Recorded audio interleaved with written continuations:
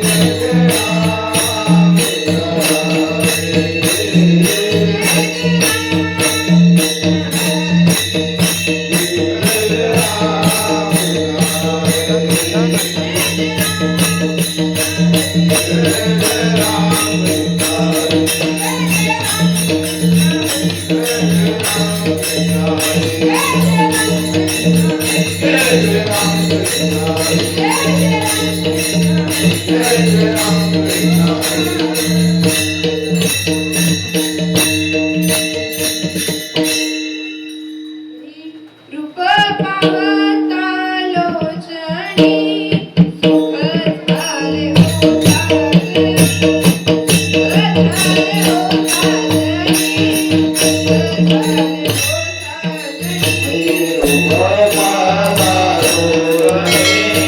सुख झाले हो साजनी सुख झाले हो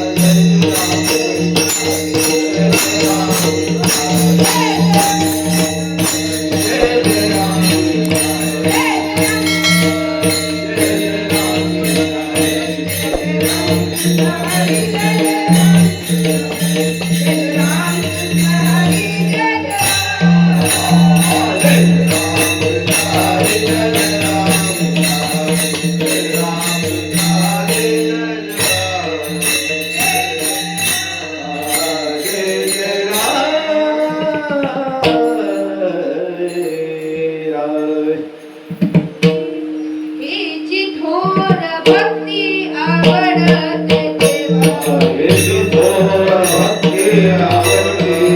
देवा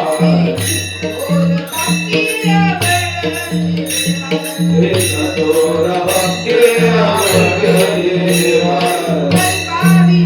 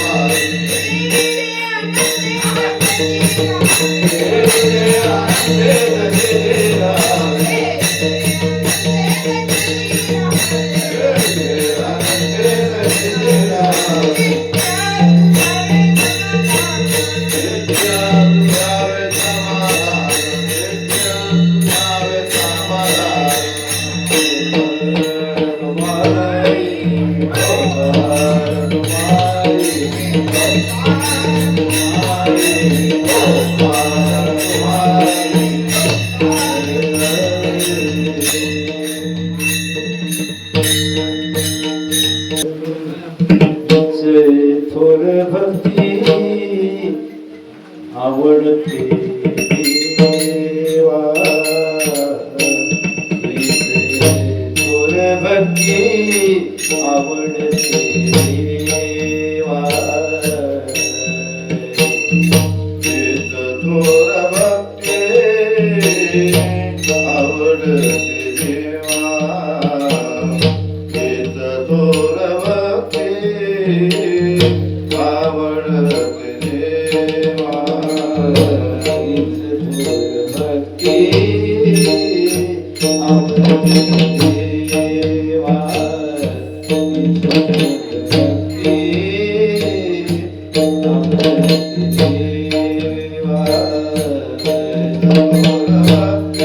देवा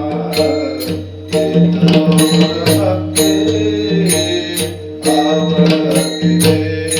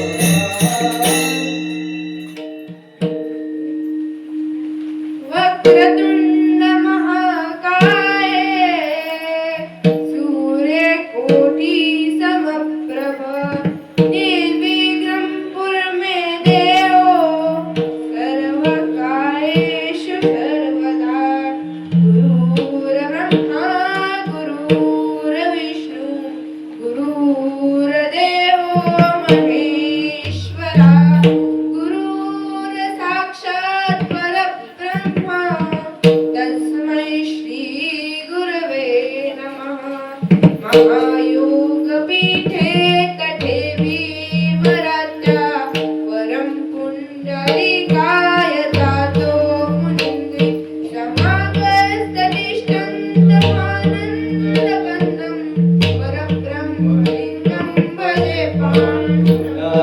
पांडुरंगा करो प्रथम नमन पांडुरंगा करो प्रथम नमन पांडुरंगा करो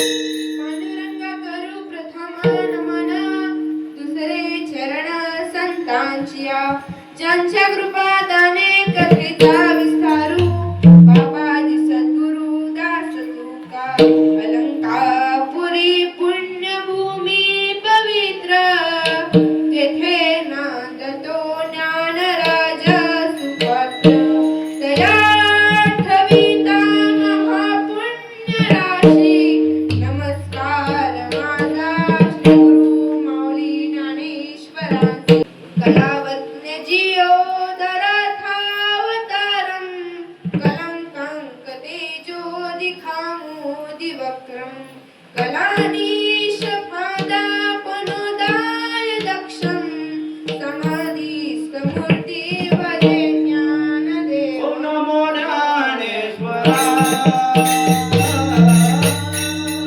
ओम नमो ज्ञानेश्वरा ओम नमो ज्ञानेश्वरा ओम नमो ज्ञानेश्वरा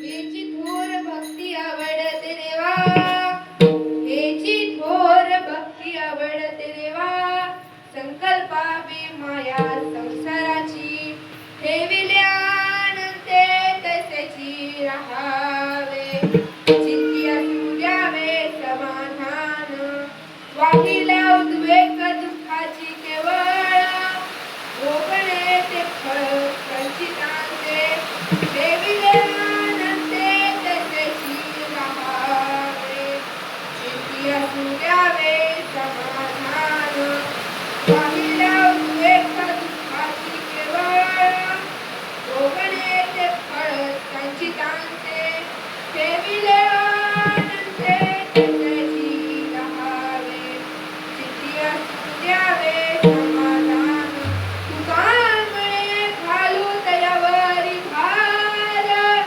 तुका म्हणे घालू दयावरी भार, वाहू हा संसार देवा पायी, ठेविल्यानंते तसेची राहावे, चित्ती असू द्यावे समाधान विठ्ठल.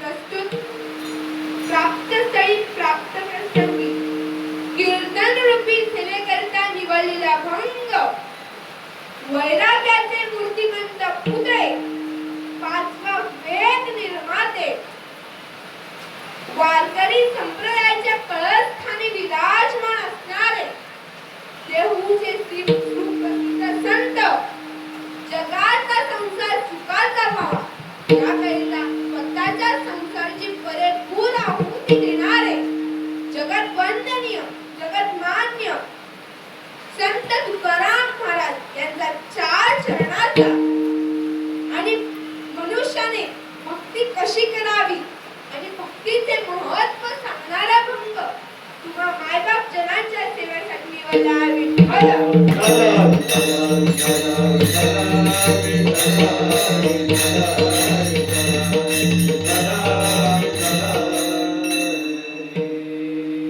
कीर्तनाला सुरुवात करण्यापूर्वी अल्पसा परिहार देणं हे वक्त्यांचे आद्य कर्तव्य असताना आज श्री क्षेत्र खापरकोण इथे आयोजित सत्यनारायणची पूजेनिमित्त आजची कीर्तनाची सेवा आहे. ज्यांनी मला इथे कीर्तन करण्याची संधी दिली ते आमचे वडील व आमचे मोठे बाबा, त्यांचे मनपूर्वक स्वागत. तसेच ही कीर्तन रूपी सेवा ज्यांनी मला शिकवली, ज्यांनी मला ह्याचे ज्ञान दिले, असेच आमचे गुरुवर्य महेश महाराज देशमुख, ते पालीवरून आले. तसेच गुरुवर्य दिलीप महाराज देशमुख, त्यांचेही मनपूर्वक स्वागत. तसेच शास्त्री संत वारकरी संप्रदाय यांचेही मनपूर्वक स्वागत. टाळकरी मंडळांचे स्वागत. तसेच मृदुंगमणी काका त्यांचेही सुद्धा स्वागत. आता सगळे झाले, टाळकरी झाले, वारकरी झाले, पण आमचे मंडळी राहिले. तुमचेही मनपूर्वक स्वागत. विठ्ठल विठ्ठल.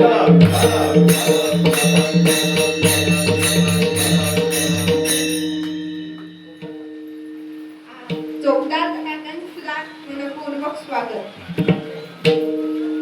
विनेकरी ताई तसल्या आमच्या आई आहेत, त्यांचेही मनपूर्वक स्वागत. तुकोबाने काय सांगतात?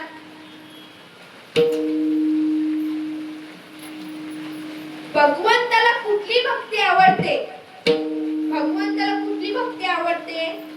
जी भक्ती मनापासून केली जाते आणि पूर्णपणे भगवंताला आपण जेव्हा आपला देह अर्पण करतो, संसाराची माया आपण भगवंताला लावतो, ही भक्ती भगवंताला आवडते, त्याची थोर भक्ती आवडते देवा संकल्पावे माया संसाराची. आता भक्ती करत असताना मनुष्य संसार देखील करत असतो आणि भगवंत आपल्याला भक्ती करत असताना भगवंत आपल्या पुरेपूर फळ देतो. परंतु भगवंताने जे दिले त्यात आनंदी राहिलं पाहिजे. भगवंत जसे आपल्याला ठेवतो, सुखात असो दुःखात असो, तसे भगवंताने ज्याप्रमाणे ठेवले त्याप्रमाणे आपल्याला राहिलं पाहिजे. आता काही लोक म्हणणार, प्रश्न करणार, ताई आम्ही भक्ती करतो, देवाचे नामस्मरण देखील करतो, परंतु आम्हाला त्याचे फळ मिळत नाही. का मिळत नाही? कारण पूर्वजन्मीचे काहीतरी संचित राहिले असते, काहीतरी वाईट असो ते संचित राहिलं असतं. म्हणून भगवंत आपले ते पूर्वजन्मीचे संचित पूर्ण करून घेतो. तुकाराम महाराज काय म्हणतात? या भक्तीवर नामस्मरणावर भार घालून, संसारावर भार न घालता भक्तीवर भार घालून आपला संसार देवाच्या चरणापाशी व्हायला पाहिजे.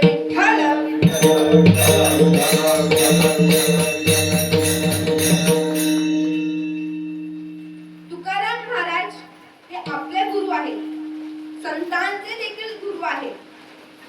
आणि तुकाराम महाराज एका श्रेष्ठ राजाचे गुरु सुद्धा होते. कोण होते ते राजा? छत्रपती शिवाजी महाराज यांचे आद्य गुरु होते. तुकाराम महाराज गुरु होते. आता छत्रपती शिवाजी महाराजांचे कर्तृत्व आपल्याला माहितीच आहे. तर शिवाजी महाराजांची थोडस उदाहरण देऊन जाते. कसे होते आपले राजे? ज्यावेळेस सायश्री खानाची आपल्या राजाने कोठे छाटली आणि कोठ छाटल्यानंतर सायश्री खानाची बहीण धावत आली आणि म्हणाली, भैया गजब हो गया, गजब हो गया. त्यावेळी सायश्री खान विचारतो, काय झालं बहिणा, क्या हुआ? तेव्हा ती म्हणते, भैया शायद हमारे बेटे को वो शुपा उठा कर ले गया. हे ऐकल्यावर शाहिस्ते खान म्हणतो की बहना ऐसा हो ही नहीं सकता, असं होऊच नाही शकत. तो राजा आपल्या आई बहिणींना वाचवण्याकरता लोकांची मान छाटू शकतो. जे वाईट कृत्य करतात त्यांची मान छाटू शकतो, कोठा छाटू शकतो. पण कोणत्याही परिस्थितीला असा हात लावू नाही शकत एवढी खासियत नाही छत्रपती शिवाजी विठ्ठल.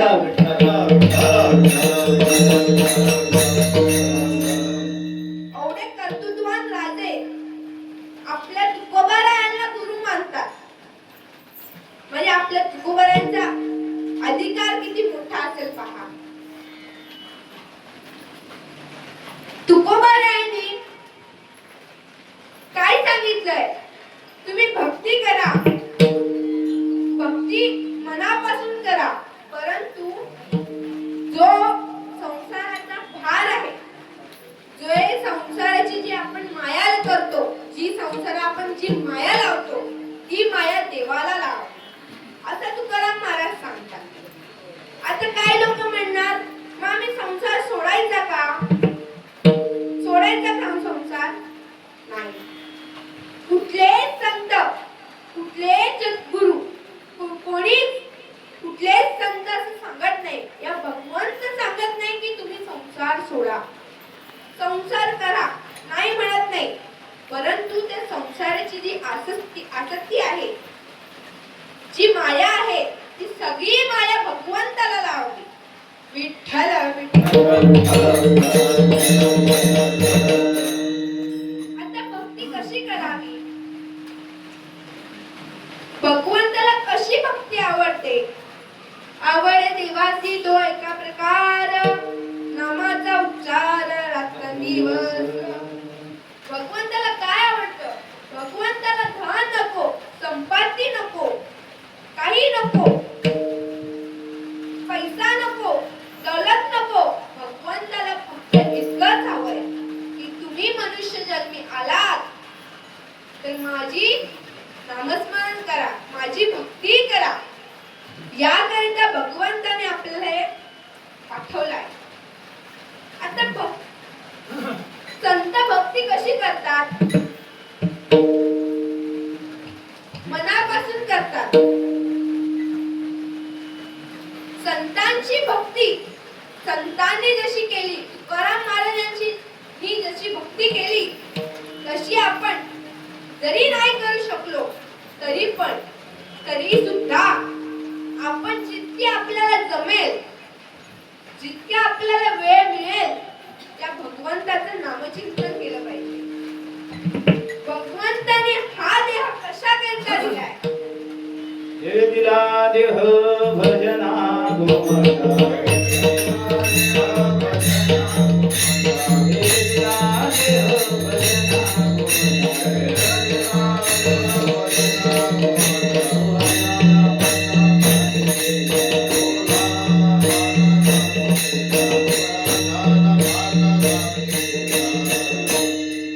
देवाने हा देह भजनाकरिता दिलाय, पण आपण भजनाकरिता वापरतो का? आपण फक्त भोजनाकरिता वापरतो. भोजन करावं परंतु भजन देखील करावं. जसं भोजन आवश्यक आहे आपल्या शरीराला, तसंच भजन नामचिंतन अति आवश्यकता आहे. आपल्या संतांनी भक्ती कशी केली? तुकाराम महाराजांनी ती भक्ती कशी केली? भगवंतावर किती प्रेम होतं तुकारामांचं, थोडक्यात सांगते, ऐका. आपण पंढरीच्या वारीला कार्तिक आषाढीला जातो ना? बोला, जातो ना? आपण काही लोक पायी वारी जातात, काही लोक वाहन करून जातात. पण जी लोक पायी वारीने जातात त्यांना ठाऊक असेल की वारीचा आनंद किती मोठा असतो. तसेच तुकाराम महाराज देखील वारीला निघाले, पायी वारी करत होते. तुकोबारायांना त्या विठुरायाला भेटण्याची फार ओढ लागलेली, इतकी ओढ लागलेली की त्यांना असं होत होतं कधी मी पोचतोय विठुरायाला विठुरायाच्या मंदिरात कधी जातोय, त्या पंढरपूर नगरीत कधी जातोय, असं होत होतं. जसजसं पंढरपूर नगरी जवळ येत होती तसतसा तुकोबारायांच्या मनातली भाव जास्त वाढू लागले, भक्ती जास्त वाढू लागली. ज्यावेळेस तुकाराम महाराज पंढरपूर नगरीत पोहोचले, कळसाचे दर्शन घेतले आणि तुकाराम महाराजांच्या मुखातून वाक्य निघाले, भाग केला क्षीण केला अवघा झाला आनंद. तुकोबाराय म्हणतात भागही केला आणि क्षीणही केला आणि माझ्या मनाला जो मला कधीच मिळाला नाही तो आनंद मिळाला. तसेच तुकोबाराया रांगेत लागले, कळसाचं दर्शन घेतला ते विठुरायचं, चरणाचं दर्शन घेण्याकरिता रांगेत लागले. आपल्याला ठाऊक आहे वारीच्या वेळी आपल्याला किती वेळ लागतो त्या देवाचं दर्शन घेणार. तुकोबारायांनी एक दिवस गेला, भरपूर वेळ गेला, दिवस गेले आणि तुकोबाराया विठुरायाच्या मंदिरात पोहोचले, विठुरायाच्या गाभाऱ्यात पोहोचले आणि तुकोबाराय म्हणतात, भगवंता किती सुंदर आहेस रे तू, किती सुंदर, तुझं किती तेज आहे, तू किती इतका सुंदर आहेस. लाजवेल इतका तू सुंदर आहेस. सुंदर ते ध्यान उभे विठेवरी. सुंदर ते ध्यान उभे विठेवरी. सुंदर ते ध्यान उभे विठेवरी. सुंदर ते ध्यान उभे विठेवरी. करकटवाणी देवता. करकटवाणी देवता. तुझी आंधळा आम्ही संभळ.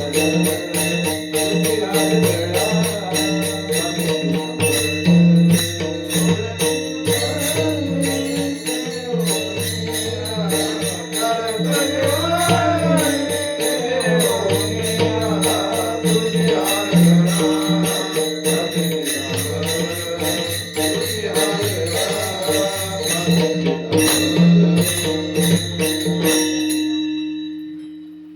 तुकोबरे वर्णन करतात तेव्हा तू किती सुंदर आहे.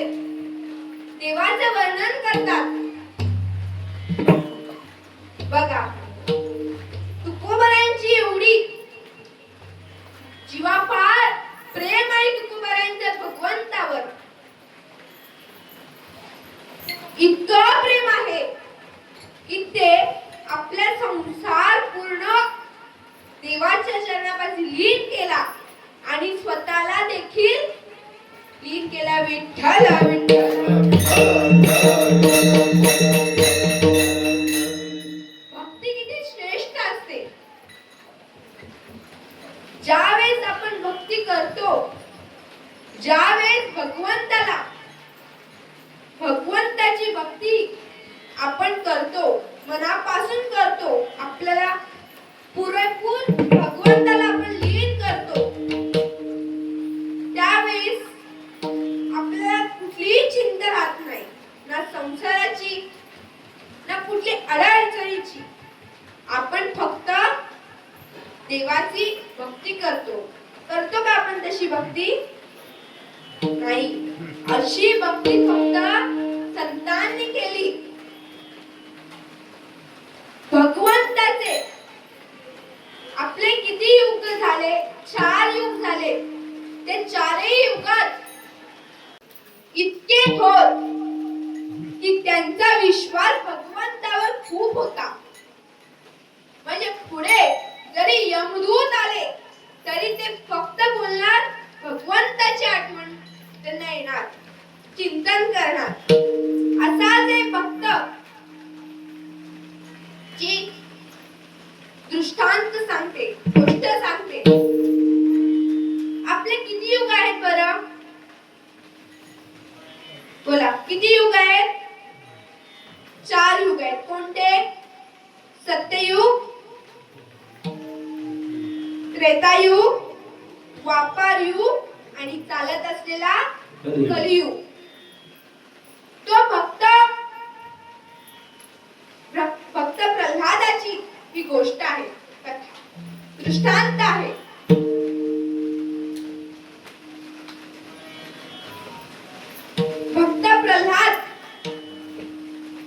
भक्त प्रल्हादाचे वडील हे कुठले होते? राक्षसी, म्हणजे राक्षसी कुळातले होते.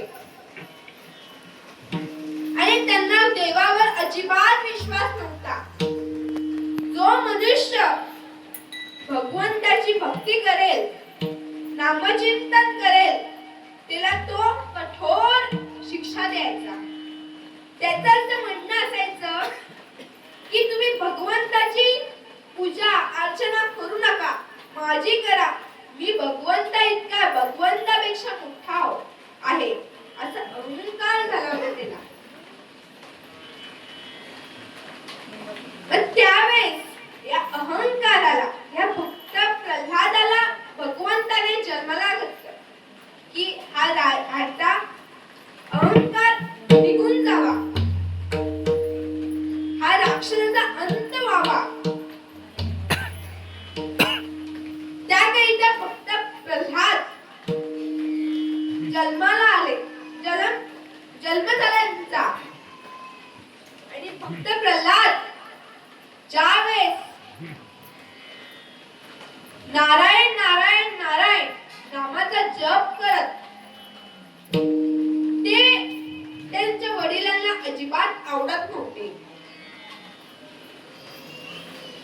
त्याचे वडील नेहमी त्याला सांगायचे की तू त्यांचं नको, भगवंताचं नामचिंतन करू नकोस, माझं कर. इतका अहंकार होता त्याला. एक दिवस भक्त प्रल्हाद नारायण नारायण नामाचा जप करत होते. त्यांच्या राजवाड्यात, त्यांच्या घरी ते नामचिंतन करत होते. त्यावेळी त्याच्या वडिलांनी, प्रल्हादाच्या वडिलांनी पाहिले.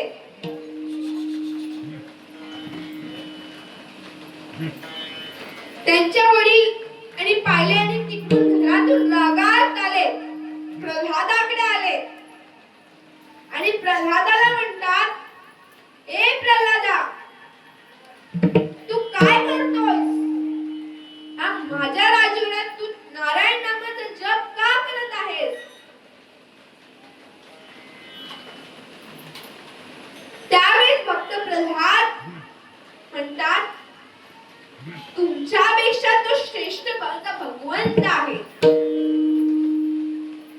भक्त प्रल्हादांनी त्यांच्या वडिलांचं ऐकलं नाही आणि नारायण नारायण नारायण नामाचा जप करत राहिले.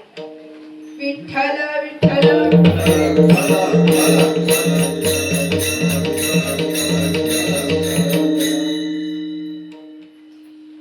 त्यांच्या वडिलांना राग आला आणि त्याचे वडील बोलतात, तू एवढं नारायण नारायण करतो, तो भगवंत आहे कुठे? तो दिसत का नाही? तो मला दिसत का नाही? इथे आहे का तुझा भगवंत? त्यावेळेस प्रल्हाद म्हणतात की हा, माझा भगवंत सगळीकडे आहे.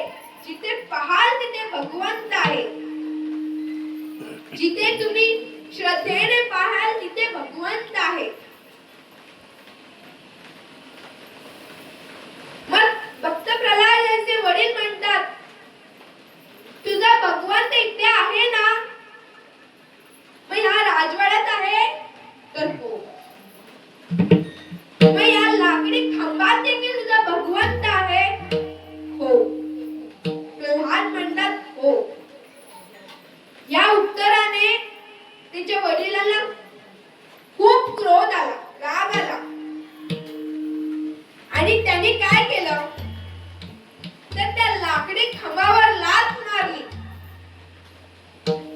विठ्ठल विठ्ठल विठ्ठल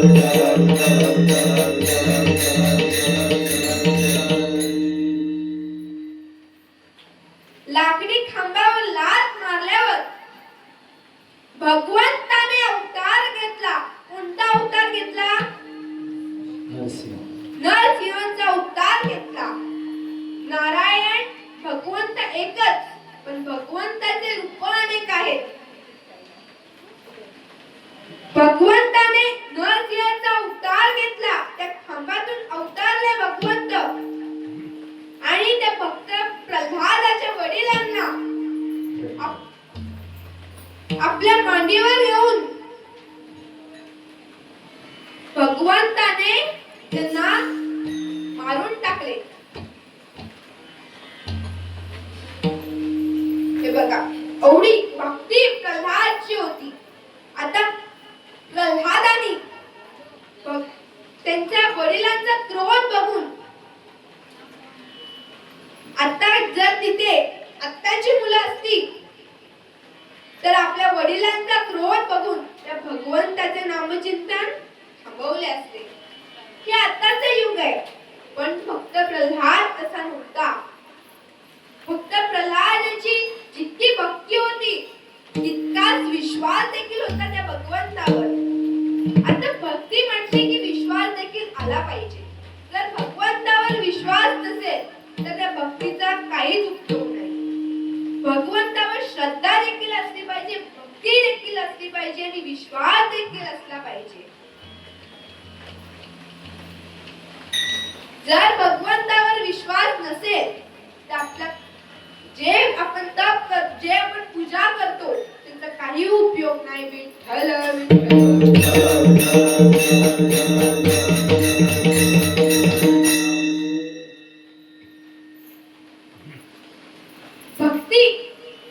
करत असताना आपल्याला अहंकार सुद्धा झाला नाही पाहिजे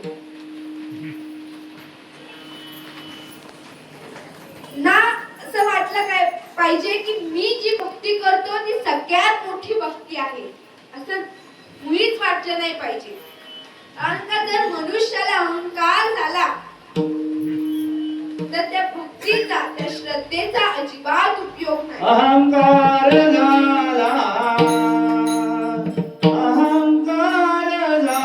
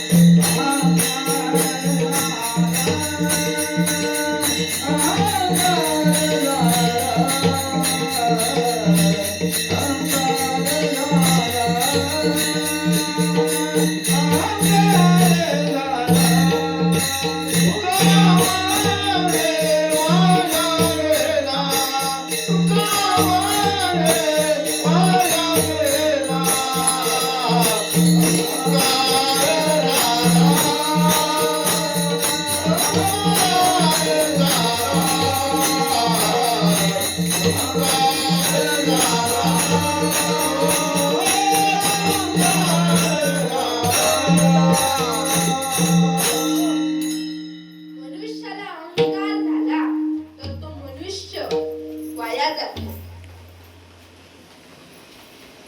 संतांनी भक्ती कशी केली? संतांनी आपला संसार संतांनी देखील संसार केला नाही नाही नाही असं नाही, परंतु संतांनी संसार करत असताना त्या संसाराकडे जराही न लक्ष देता त्या भगवंताचे चिंतन केलं. जी संसाराची माया होती ती संपूर्ण माया संतांनी देवापाशी लावली. हेच अभंगाच्या प्रथम चरण. एजी थोर भक्ती आवडते देवा, भक्ती आवडते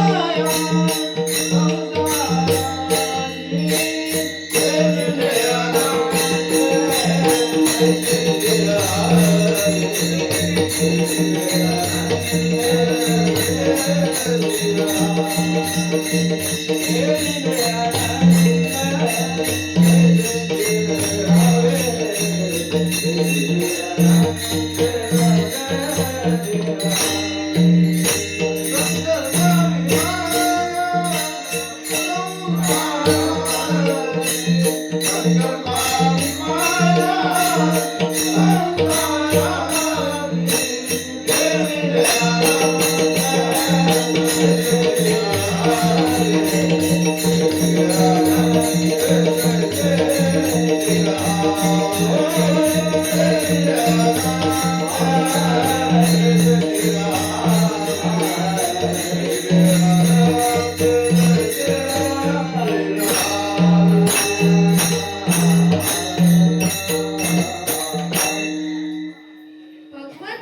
कुठली भक्ती आवडते?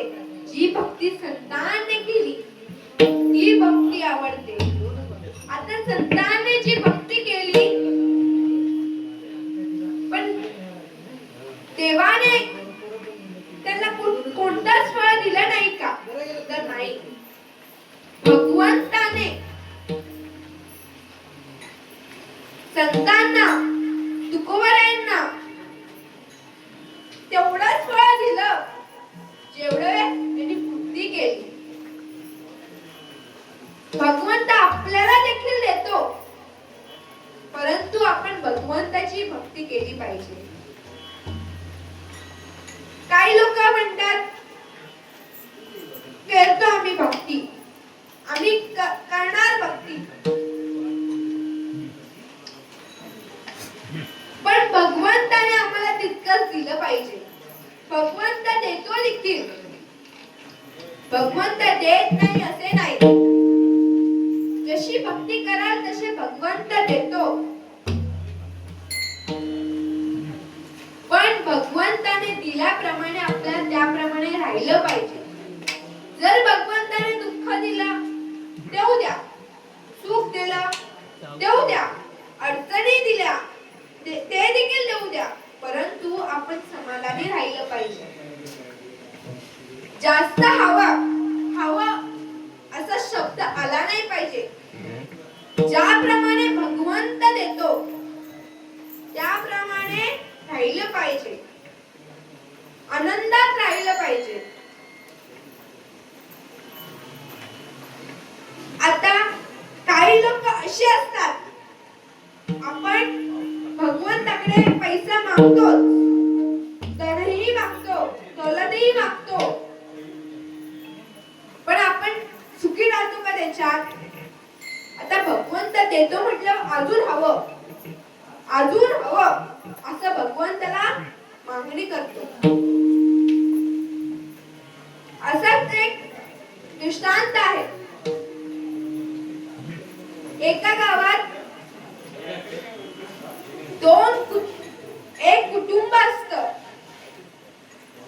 पण त्या कुटुंबात फक्त 2 जण राहतात, नवरा आणि बायको. आता ते दोघं देखील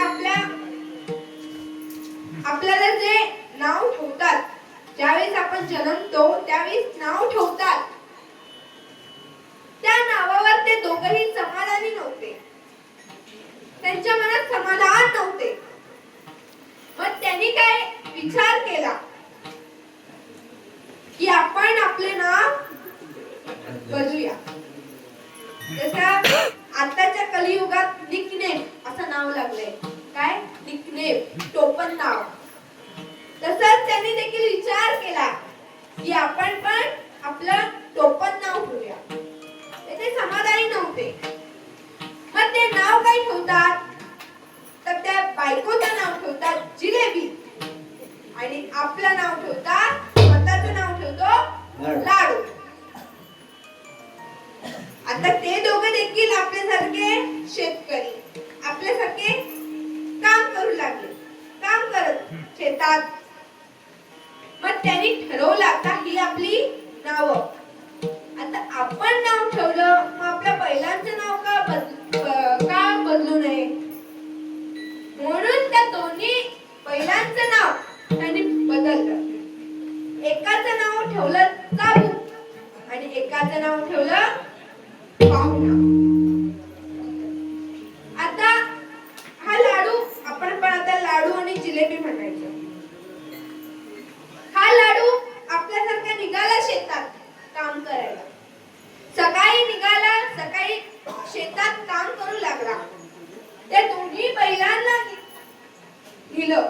ती बायको जिलेबी त्या लाडूला घरातून जेवण घेऊन आली. आता शेतात जेवण म्हटल्यावर आपली साधी ताक, भाकर, कांदा अशी असं घेऊन गेली. शेतात गेली आणि त्या लाडूला ते जेवण दिलं आणि ती परत आली. त्यावेळेस तो लाडू शेतामध्ये भोजन करत होता. आपले जेवण करत होता. त्यावेळेस एक मनुष्य त्याला भेटण्याकरिता आला आणि आपल्या प्रथेप्रमाणे आपल्याला कोण भेटायला आलं तर आपण त्याला पाणी काय हवं नको ते विचार, जरी तो शेजारचा तो पाणी विचारतो, तो पाणी देतो. तो जो पाहुणा आला असतो पाणी कुठला आपला पाहुणा, मनुष्य रूपीचा पाहुणा बैल नव्हे, त्याला पाणी देतात. तो लाडू पाणी देतो आणि विचारतो तुम्ही घरी जाता. तो काय विचारतो, तुम्ही ती ताक भाकरी खाता की घरात जिलेबी खाता. जिलेबी घरी जिलेबी आहे तिकडे जाता, जिलेबीकडे जाता. तर त्या मनुष्याला वाटलं इथे नुसते ताक भाकरी खाण्यापेक्षा आपण घरी जिलेबी खावं. मनात त्याने विचार केला. तो बोलला चालेल मी घरी जातो, तुमच्या घरी जातो. तो गेला घरी आणि त्या जिलेबीने म्हणजे त्यांच्या लाडूच्या बायकोने देखील त्याचं स्वागत केलं, पाणी दिलं, चहा दिला आणि सांगितलं त्यांनी. आणि त्या बायकोने प्रश्न केला की जेवून घेता की लाडू येण्याची वाट पाहता. तो बोलला, मनात बोलला, अरे इथं डबल ऑफर आली, जिलेबीवर लाडू, जिलेबीवर लाडू फ्री. तो बोलला ठीक आहे लाडू येऊन द्या, मी थांबतो. त्याने आराम केला, तिथेच आराम केला, जिलेबी घरीच आराम केला. आणि तितक्यात त्या लाडूचा एक बैल, पाहुणा नावाचा बैल पळाला, शेतातून पळाला आणि लाडू त्याच्या पाठोपाठ मागोमाग आला आणि घरी पोहोचला. आणि बायकोला विचारतो, काय ग पाहुणा आला होता का. तर बायको बोलते आला होता. आणि त्याला काय माहिती कोणता पाहुणा म्हणते. ती बायको म्हणते, जिलेबी म्हणते आला होता, आलाय. मग तू काय लाडू काय म्हणतो, ऐकतेस. त्या पाहुण्याला ठेव बांधून, मी आलंच चाबू करून विठ्ठल.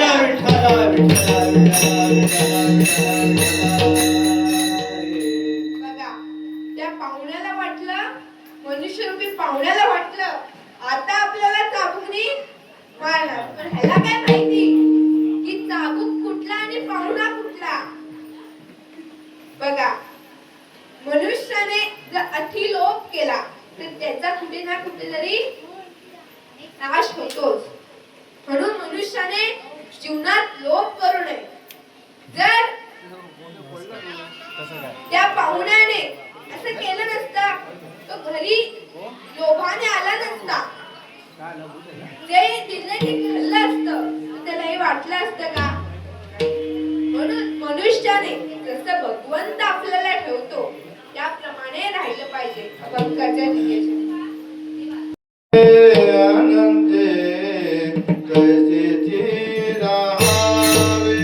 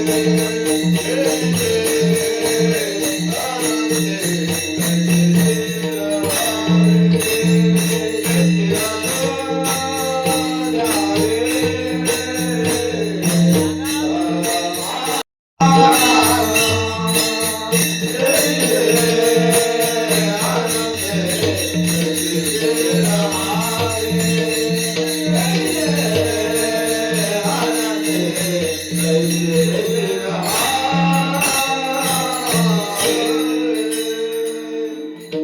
भगवंत ज्याप्रमाणे आपल्याला देतो, सुख देतो, दुःख देतो, त्याप्रमाणे राहिलं पाहिजे. फक्त त्या दुःखात भगवंताने जर दुःख दिलं तर त्या दुःखात आपण त्या भगवंताचेच नामचिंतन केलं पाहिजे. आणि सुखाचे सुख हवंय मला सुख असं करू नये. आपले चित्त समाधानी ठेवावं. ते चित्त फक्त भक्तीने आणि देवाच्या नामस्मरणाने समाधानी ठेवावं. आता काही लोक प्रश्न करणार, आपले ते नव्या असेल कुठले लोक ते प्रश्न करणार, ताई तुम्ही म्हणता भक्ती करा, संत म्हणतात भक्ती करा, भगवंत देखील म्हणतात भक्ती करा, आम्ही करतो देखील, परंतु त्या भक्तीचे फळ आम्हाला मिळत का नाही? आम्ही जितकी भक्ती करतो तितके आम्हाला ते फळ मिळत नाही. तर ह्याचे उत्तर आहे, संत सांगतात आपण भक्ती करतो मान्य आहे, परंतु त्या भक्तीचे फळ मिळत का नाही? कारण का आपल्या पूर्वजन्मीचे संचित काहीतरी आपले पूर्वजन्मी शिल्लक राहिले. पूर्वजन्मीचे दुःख आपल्याला या जन्मी मिळतात.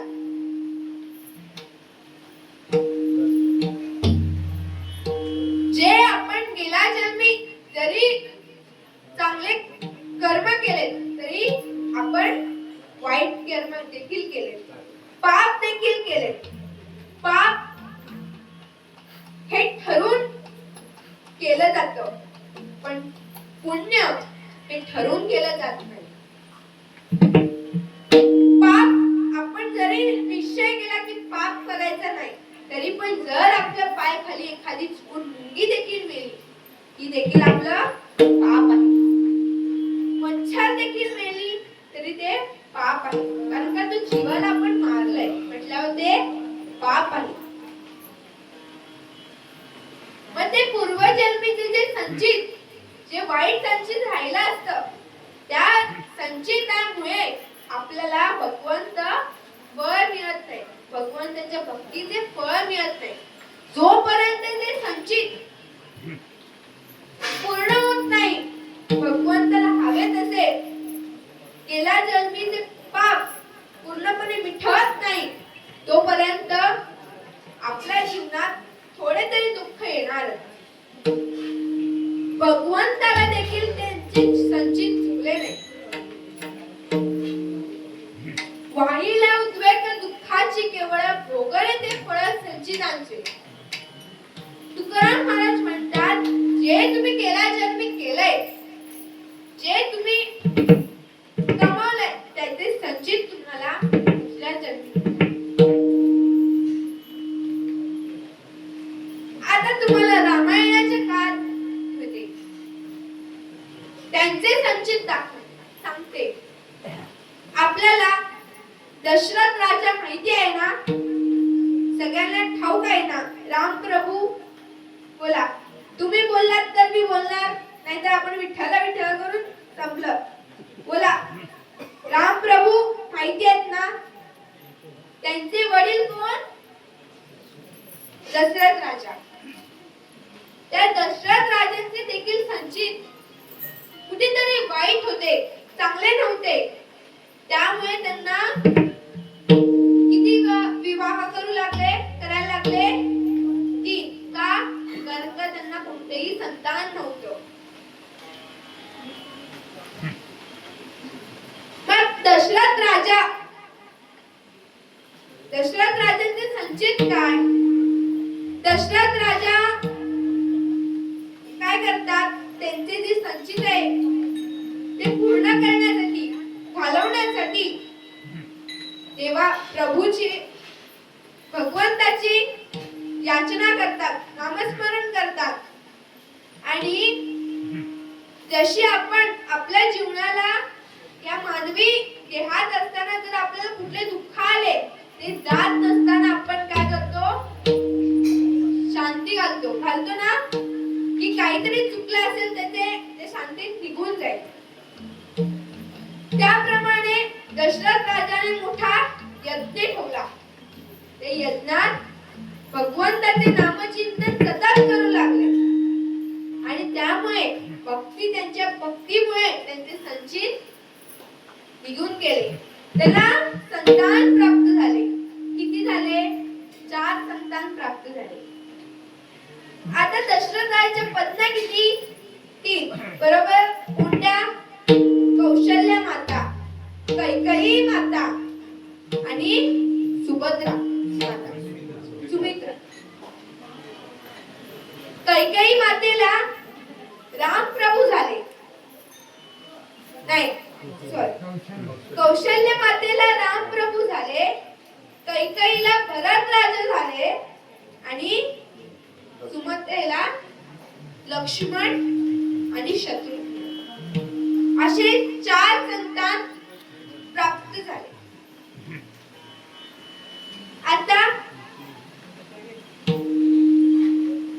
विठ्ठल विठ्ठल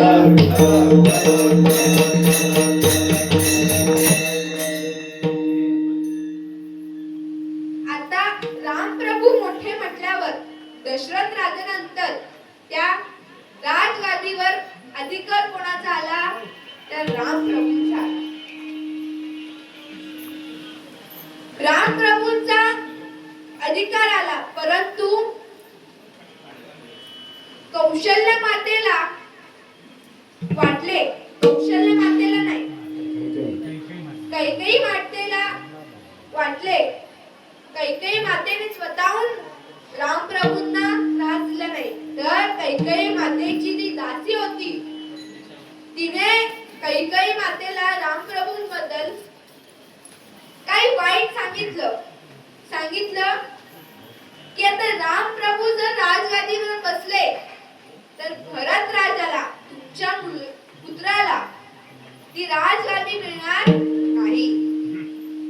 रामप्रभू नंतर रामप्रभूंच्या संतानाला, पुत्राला ती राजगादी मिळणार, व तुमच्या पुत्राला राजगादी नाहीच मिळणार. मग तुम्ही एक काम करा, तुमचा ज्यावेळेस विवाह होत होता, लग्न होत होतं, त्यावेळेस दशरथ राजाने जे तुम्हाला 2 इच्छा मागायला सांगितल्या होत्या, म्हणजे दशरथ राजा म्हणाले कैकेयीला, ज्यावेळेस त्यांचं लग्न होत होतं, झालं, त्यावेळेस म्हणाले की कैकेयी तुला 2 इच्छा तुझ्या मी पूर्ण करेन, त्या कोणत्याही असल्या तरी. त्या इच्छांची त्या कैकेयीला आठवण झाली. मग कैकेयीने त्या दोन्ही इच्छामध्ये काय मागितलं? तर पहिली इच्छा केली दशरथ राजा पुढे की माझ्या भरताला ती राजगादी आणि रामाला 14 वर्षाचा वनवास, अशी इच्छा मागितली. दशरथ राजांचा 4ही पुत्रांवर समान प्रेम. दशरथ राजा वाटत नव्हता की आपण रामप्रभूंना पाठवावं, रामाला पाठवावं, परंतु कैकेयीने त्यांना सांगितलं की तुम्ही मला वचन दिले होते की तुझे कोणतेही 2 इच्छा मी पूर्ण करेन, हे माझी इच्छा आहे. आता कैकेयीने रामप्रभू म्हटल्यावर ते भगवंत त्यांच्या वेळी वाईट संचित केले, बरोबर. आता ते संचित त्या कैकेयी मातेला पुढच्या जन्मी भोगावे लागले. कसे? आता रामप्रभूंच्या अवतारातला युग कोणता? कोणता युग? त्रेतायुग, बरोबर. चुकलं ते सांगा. त्रेतायुग, बरोबर ना. रामप्रभूंचा अवतार त्रेतायुगात झाला. त्रेतायुग नंतर द्वापार युग येते. त्या द्वापार युगात रामप्रभू कृष्ण अवतारात जन्माला आले.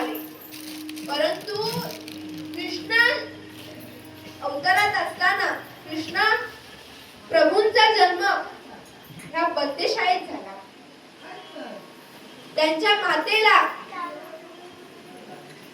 आणि वडिलांना बंदीशाळेत बंदिस्त होते. देवकी माता त्यावेळेस देवकी मातेला श्रीकृष्ण झाले. पण श्रीकृष्ण जर त्या बंदीशाळेत राहिले तर काय होईल? तो कंस याही पुत्राला मारून टाकेल. कारण का त्या कंसने आपला अंत कोणतरी करणार असं कळल्यावर तो काय करू लागला की त्या देवकी मातेला आणि त्या बंदीशाळेत बंदिस्त केलं.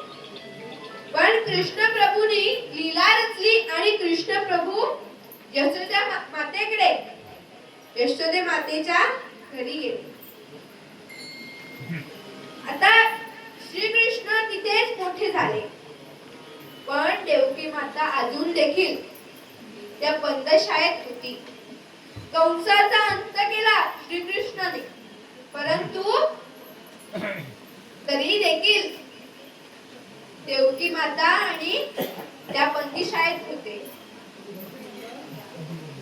आता संचित ऐका, मनुष्याला मागच्या जन्मीचे पाप किती पुढच्या जन्मी किती भागात पडते. ऐका, कान देऊन ऐका. झोपलेले उठा, जागे व्हा. ऐका, आता श्रीकृष्णाने देवकी मातेला सोडवलं. पण देवकी मातेच्या मनात प्रश्न आला की श्रीकृष्ण तर प्रभू आहेत, भगवंत आहेत, पण त्यांनी आम्हाला या बंदीशाळेत का ठेवलं? ते भगवंत म्हटल्यावर आम्हाला बंदीशाळेतून सोडवू शकत होते, तरी त्याने आम्हाला इथे का ठेवलं? देवकी मातेने प्रश्न केला भगवंताला, हे कृष्णा, तू भगवंत आहेस,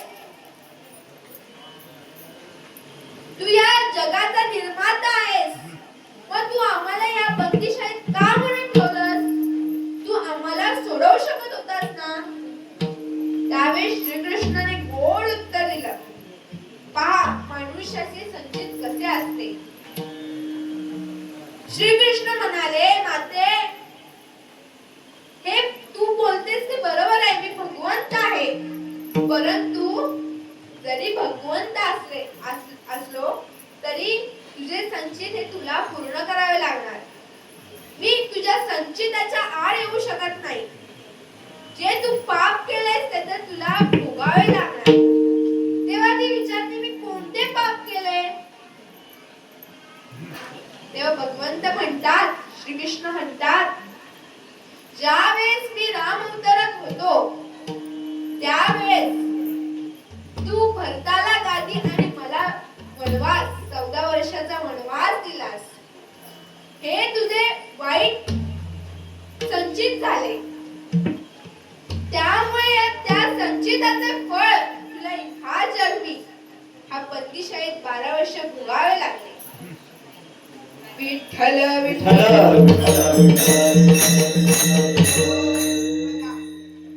भगवंत त्या मातेचे पुत्र असून देखील त्यांना त्या संचितातून वाचवू शकले. मग आपल्या संचितातून भगवंत आपल्याला कसे सोडवू शकेल? भगवंत आपल्याला ते फळ देतात, परंतु आपल्या वेळेप्रमाणे देतात. आता भगवंताने काय सांगितलंय? जरी तुम्ही मागच्या जन्मी तुमची वाईट संचित असेल ते ह्या जन्मी भोगत असाल, परंतु पुढच्या जन्मी ते आपल्याला भोगावे लागू नये म्हणून काय करा? भक्ती करा. कारण का आपल्याला माहिती आहे का आपला काळ आपला कधी येणार आहे? आपले काळ आपल्याला कधी खाणार आहे माहिती आहे का आपल्याला? आपल्याला माहित नाही. आता क्षणात एका सेकंदात आपला प्राण देखील जाऊ पण आपल्याला ते ज्ञात नाही. जसा जन्म लिहिलाय तसा मृत्यू देखील लिहिलाय. ज्याची सुरुवात आहे त्याचा अंत देखील आहे की पृथ्वी निर्माण झाली, या पृथ्वीचा अंत देखील निश्चित आहे. तसं आपण त्या काळ तो आपल्याला कधी खाईल आपल्याला माहित नाही. म्हणून त्या काळापासून आपली संरक्षण करण्याकरता भक्ती करावी, भक्तीत लीन व्हावं. जर भक्तीत लीन झालो आपण तर आपल्याला ते काळाची काळजी नाही, आपल्याला काळजी नाही राहणार की माझा देवा जावो अथवा राहो, ह्याची काळजी नाही राहणार. आपण जर भगवंताला आपलेच केलं तर त्याची काळजी, मरणाची भीती आपल्याला राहणार नाही. विठ्ठल विठ्ठल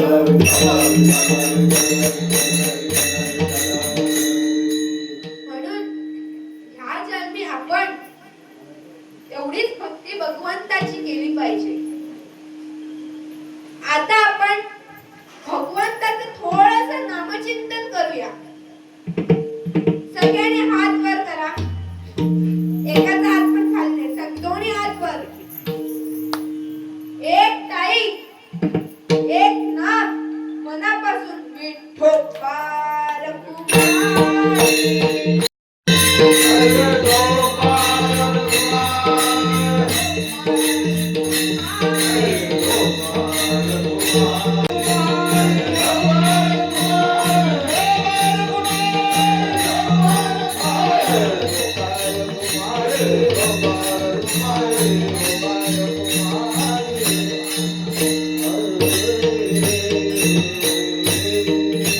या जन्मात आपल्याला त्या ह्याचं फळ नाही मिळालं तरी पण भगवंत ते फळ आपल्याला निश्चित देणार. आपले संचित जर चांगले झाले, आपण जर भगवंताची भक्ती केली तरच आपले संचित चांगले राहणार. आपल्याला दुःख काय येतं, भक्ती करून सुद्धा आपल्या मनुष्य जन्मी दुःख काय येतं ते तुकोबारे सांगतात अभंगाच्या दुःखाची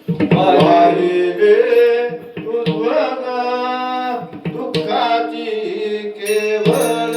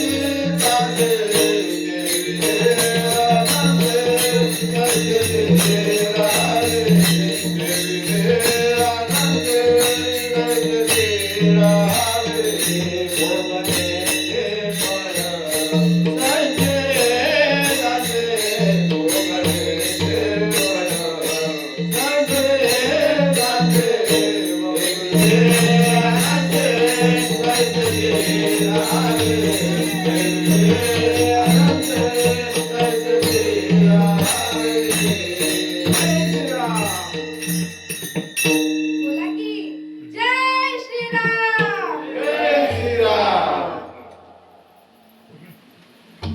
म्हणून भगवंताने काय सांगितलंय, हा कलियुगात जरी आपल्याला यत्न करता नाही आले, कारण का मागच्या युगात जे युग घडून केले त्या युगात भगवंत यज्ञाने तपस्येने प्रसन्न होत.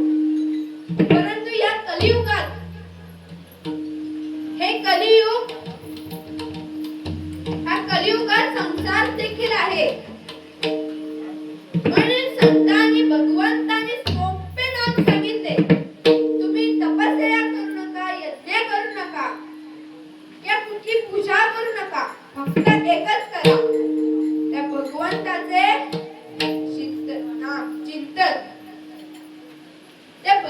भगवंताच्या नामात चिंतनाकरिता साधनात सोपे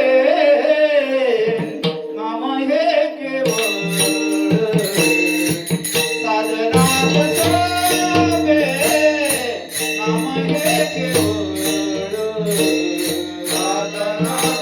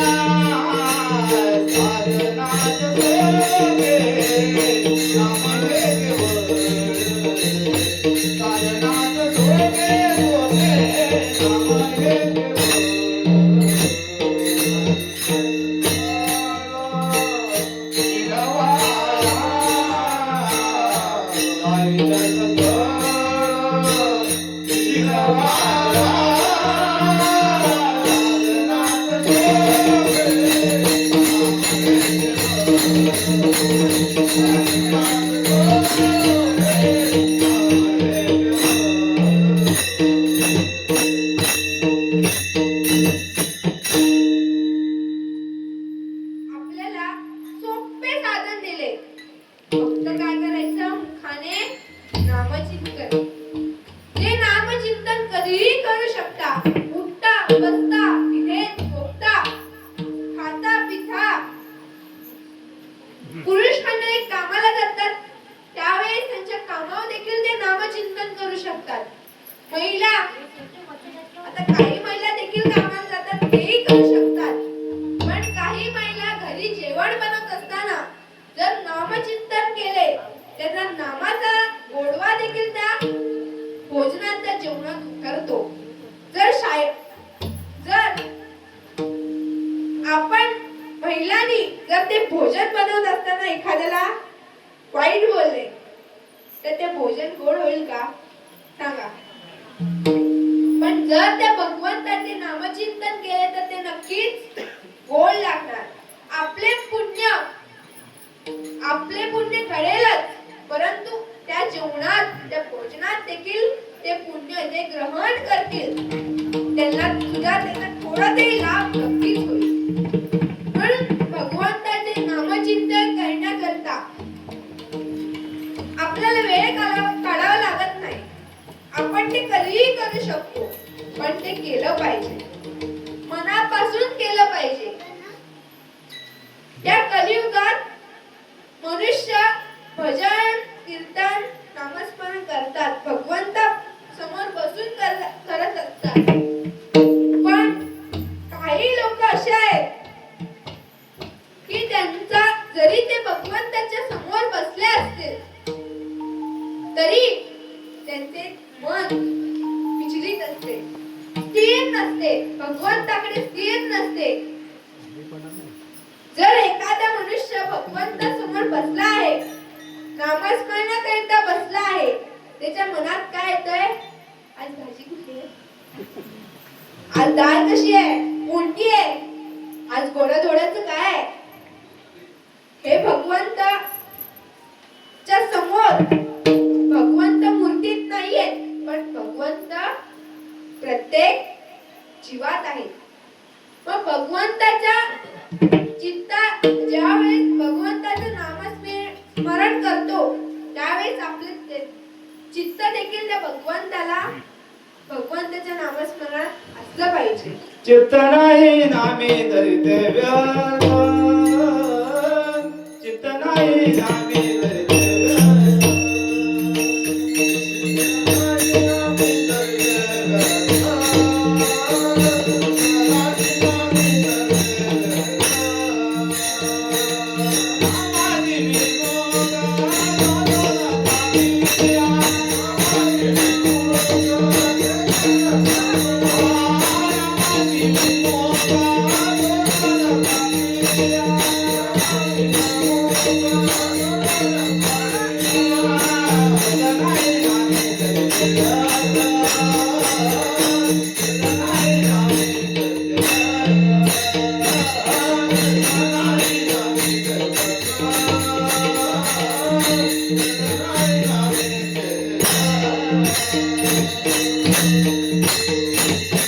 जर नामात भक्तीत आपलं चित्त नसेल तर ते नाम जरी आपण 2 तास बसून भगवंतासमोर भक्ती केली किंवा भजन केलं पण आपले जर चित्त तिथे नसेल स्थिर नसेल तर त्या भक्तीचा उपयोग आहे ते व्यर्थ आहे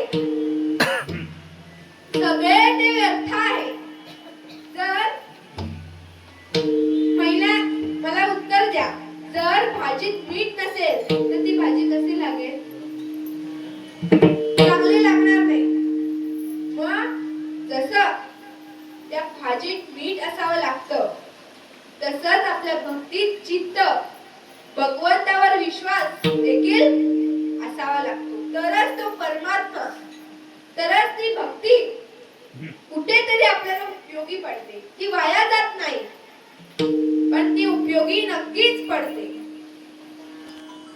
आता लोक म्हणणार भक्ती करा बरोबर आहे पण या संसारात आम्ही आलोय तो संसाराचं काय तो संसार काय करायचा तो संसार करा संसारात तुम्ही जे काही कमवा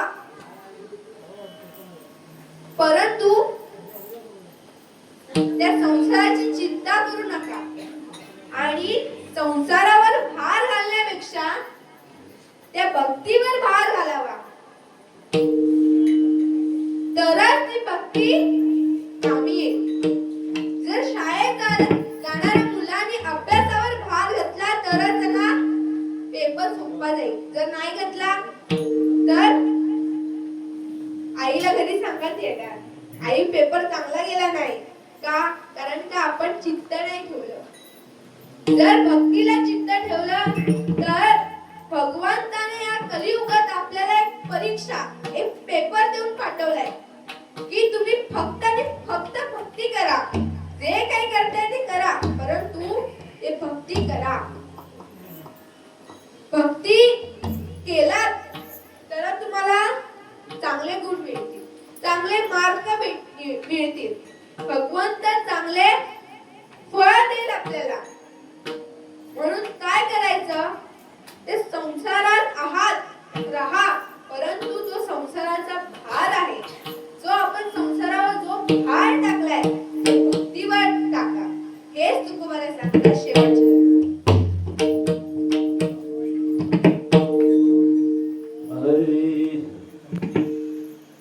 तुका म्हणे घालू तयावरी भार तुका म्हणे घालू तयावरी भार